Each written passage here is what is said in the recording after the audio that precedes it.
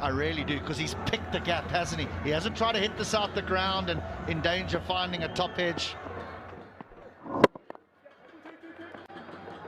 And now he just nudges away and calls for two immediately.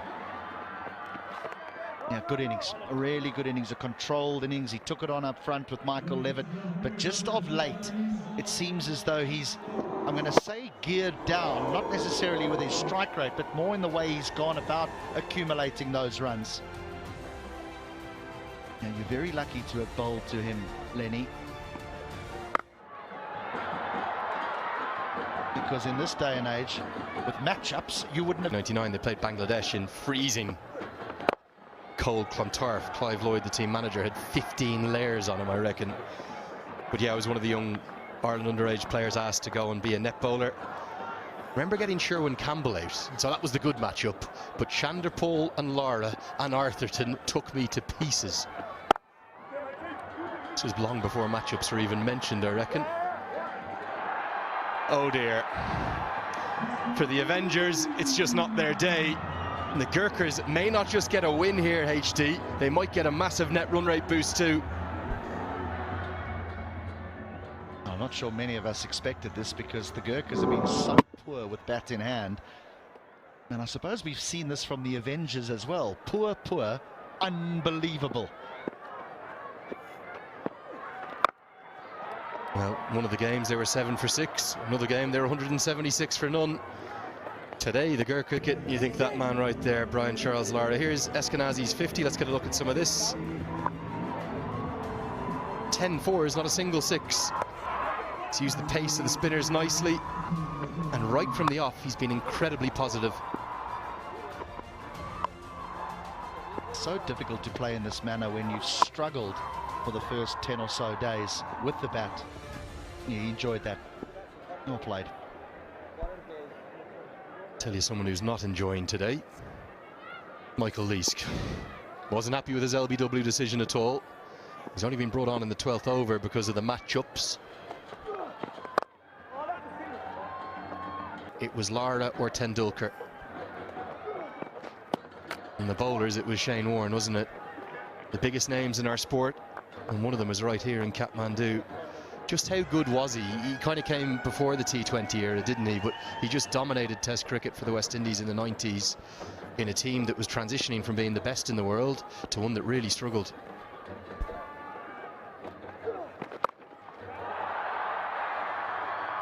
That is some shot. That is some stroke. I think it's been put down though. It was, and it was a chance at 25,000 rupees again. You might see the fans' reaction who's put this down, maybe not from this angle. Oh, brilliant piece of innovation from Bim Sharkey. Michael Leask's day is not getting any better. Down it goes, burst through his hands, didn't even get a hand on it. Leask might have struck back. 6 and out. No celebration, maybe a rub of the Takludai's head. But it's too little too late, surely, for the Avengers. Just for a moment, Andries Gous didn't know where this ball was. He almost turned and had a look at the man at short fine leg and said, "It's yours, where is it?" He looks around, he looks up, and then he realizes, there it is, got it. Wonder, is that shot an indication? Because I like that celebration, mate. That they're definitely thinking of net run rate. Bim Sharkey gone for 22, 1-1. Disappointed to see him drop that catch, though. I was very surprised by that in the first innings. Most unlike him.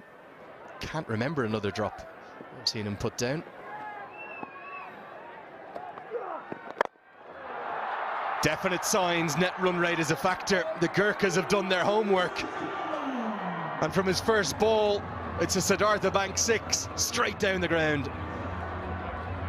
Leask bowls the attacking line here for the off spinner, hoping to get excessive spin because he bowls it wide outside off stump, which allows Erasmus to free the arms and go down what he says is now a favoured part of his game, down the ground. 6 wicket 6, the modern game. 4 more. There's no doubt they're looking at their net run rate. Leask has gone for 17. It's 125 for 2. been helter-skelter action out there, rather fittingly.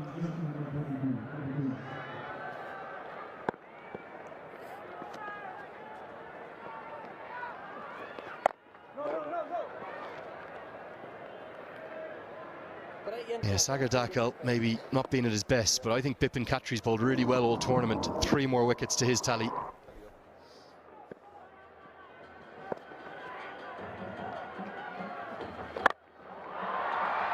Well, this is massive.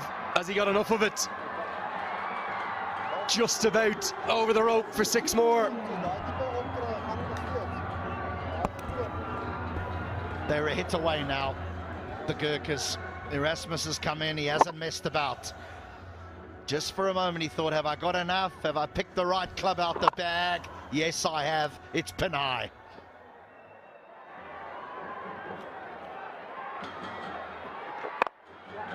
Yeah, they've looked good. They're closing in on a very good win, strong win, giving themselves a good chance of making it to the top 4. And the Gurkhas may have just saved the best for the last few games, HD.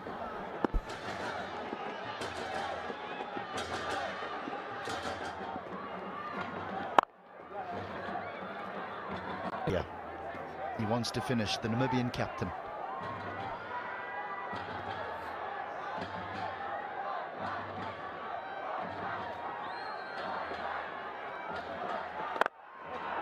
It's in the air. False shot of the fielder, long gone. Yeah, the intentions were right, the execution missing. 9 runs coming off over number 14. It's 136 for 4. The Gurkhas need 3. May have just hit the winning runs here for what it looks like a very strong effort by them. And they make that steady climb as well in that points table. Oh, there's a little bit of confusion. We're going to check the boundary, but Reefer has insisted that this ball has gone over the boundary or hit the boundary. That's where it hits the boundary, and that will be the end of the game. I think the thing is whether it's just 6 or whether it's 4. Counter, and the Avengers go down yet again in a contest where a win was paramount for them. The win by 6 wickets, as many as 35 balls to spare, because either 4 or 6, they needed 3 runs, and this is confirmation that they are through. And how well have they helped themselves as well. It's a winning strike, the home run, the Siddharth Bank maximum that gets them home, and it's Erasmus cameo of 25 and 10 that does it for them. Don't forget the contributions of Levitt, Beam and Eskenazi, who got into substantial double figures. This is a strong effort by the Kathmandu.